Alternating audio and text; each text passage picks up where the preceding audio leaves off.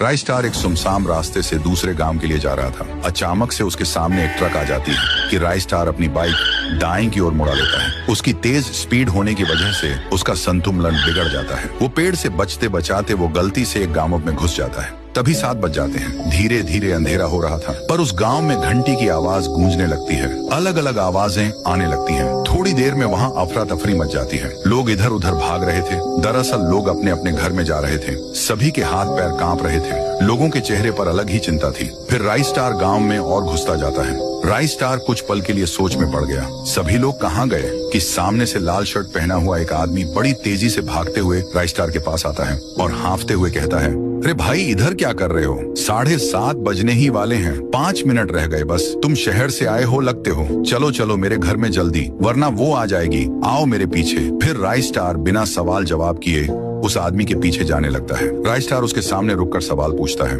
अरे भाई, ये यहाँ पर क्या हो रहा है? तुम मुझे 7:30 बजे से पहले अपने घर में क्यों लेकर आए? और ये अजीब सी घंटी की आवाज क्यों गूंज रही है? आदमी कहता है, अरे मैं पागलों जैसी बात नहीं कर रहा हूँ। इसका सच जानकर तुम्हारे रोंगटे खड़े हो जाएंगे। इस गांव में रोज 7:30 बजे एक चुड़ैल आती है जो कि लोगों को मार के उस पेड़ में लेकर जाती है। बात हो ही रही थी उसी सूखे पेड़ की जहाँ राइस्टार ने अपनी बाइक रोकी थी। तभी अचानक से उस पेड़ में से वही चुड़ैल निकलती है जिसके बारे में वह आदमी बता रहा था। राइस्टार उस चुड़ैल को देखकर दंग रह गया। बस फिर क्या था, वो चुड़ैल उन दोनों को देखकर उनके पास आने लगती है। वह उनके पास आके कहती है, राइस्टार, ओ राइस्टार, जरा बाहर तो आना। मैं तुम्हारी बहन जैसी हूँ ना, मुझसे डरो मत। आओ बाहर। 1 मिनट, तुम्हें मेरा नाम कैसे पता है? मैं तो तुमसे पहली बार ही मिला हूँ। अरे इसके मुंह मत लगो, इसको सारे लोगों के नाम पता है। ये खतरनाक भूतनी है। इतना कहते ही वो चुड़ैल वहाँ से तेजी से जाने लगी और वहीं पास के दूसरे पेड़ के पास जाकर रुक गई। फिर राइस्टार सवाल पूछता है, मुझे एक बात बताओ, ये भूतनी लोगों को क्यों मारती है और ये पेड़ में आई कैसे?